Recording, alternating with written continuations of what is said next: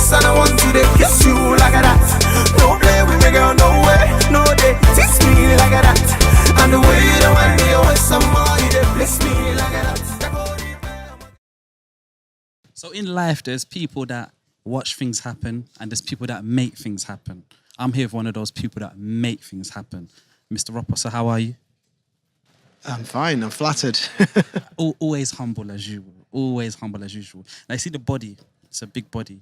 But you, when it comes to events, it's like you're the heartbeat of events. You make sure they happen. You make sure things run smoothly. And one thing that you always do, there's always quality over quantity. So after so many years, I'm surprised the Queen hasn't even called you herself to come and knight you. How's things? I'm fine, I'm doing well. So, Burna Boy? Yeah, I'm excited. I'm excited about it. What made you think Burna Boy?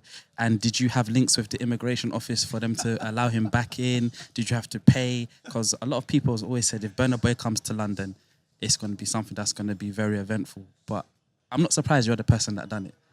How did it happen? All right, firstly, Burna Boy didn't have a real problem, you know? A lot had to do with his profile and what people thought he was. There's a lot of rumours, people talking. And he wasn't, you notice that he doesn't really talk that much when it comes to press and all that. He's more focused on what he wants to do.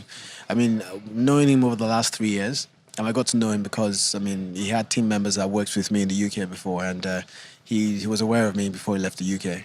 And when we started talking, I kind of realised that he's more interested in doing his music.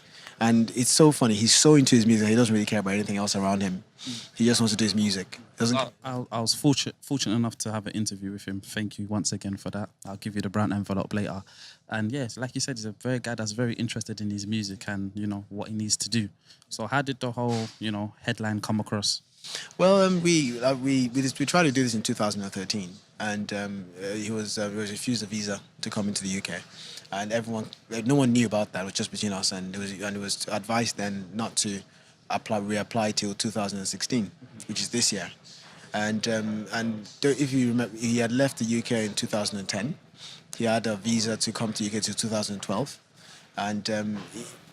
But I think there was just a lot of student visa things that didn't quite work. And I mean, based on what I knew anyway, was that he couldn't apply to 2016 based on the refusal he got. And so our relationship kind of came as a result of trust and understanding that I understood what he was trying to achieve. And this year, everything just fell into place, you know, And we know the hype. He knows what people want. And I think he's very hardworking. He's working hard at this, you know. You know, they say timing is everything. Do you think that also played a key element in regards to maybe if he did come, he wouldn't have as many songs to perform, or maybe the hype wouldn't, because of time, it's allowed him to nurture and, you know, develop himself and become the artist that he is now. So him coming now in 2016 is a thing about where the catalogue of music and, you know, what he's going to bring will be that much better. Yes, I think timing has worked for him. According to him, his career is starting now. And it's really, and the hype of him not being able to come has worked for him, and the fact that he's a good artist has helped all that hype around him. And I mean, he's been in the UK. He's recorded probably 4 songs in the last five days with known artists in the UK, and they've all been waiting for him, you know. And I recorded one last night. He's recording tonight, you know.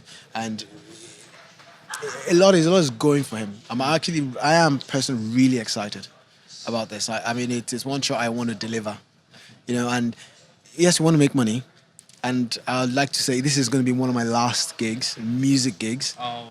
See, now that's another interview that we need to do. And why is that? Has you've made $1 billion, or you're venturing into something else, or what's happening? Well, it's time to support other people. Other guys coming into the space where we've built a support structure for people that want to deliver such events, and we can make some revenue from it without going through the investment process. Mm-hmm. And our understanding of the space makes me understand that it's time for us to actually, and we have other ventures we're looking at, which will be rewarding to and catch my interest a bit more. Sure, anything that you do will always be successful anyway. So yeah, amen, amen, indeed. What can they expect from Burna Boy? Well, he's giving me a clear script of how he wants the show to look, you know, and he's giving me a clear understanding of how he wants everything to work. So we are working in that way, you know. And I'd say expect a serious show, a serious show. And last but not least, because of the heartbreaking news that you just delivered, 5 major keys with Ropo. Everybody's talking about major keys. What's your 5 major keys in life? Or you being, the cornerstone of events? What's your 5 major keys to the young people watching, for the people that don't know, that need to know? What would you tell them? You'll make more money by working less. I know that already. Your humility helps. No one sees you coming. And I think and read widely. It works for whatever. And money is a tool. It's not the main thing. And just keep going. Keep at it. I can hear your phone's going off. It's probably, another business deal coming through. So I'm going to leave you. Thank you very much. And thank you for all the great events that you've delivered. Thank you. Cheers.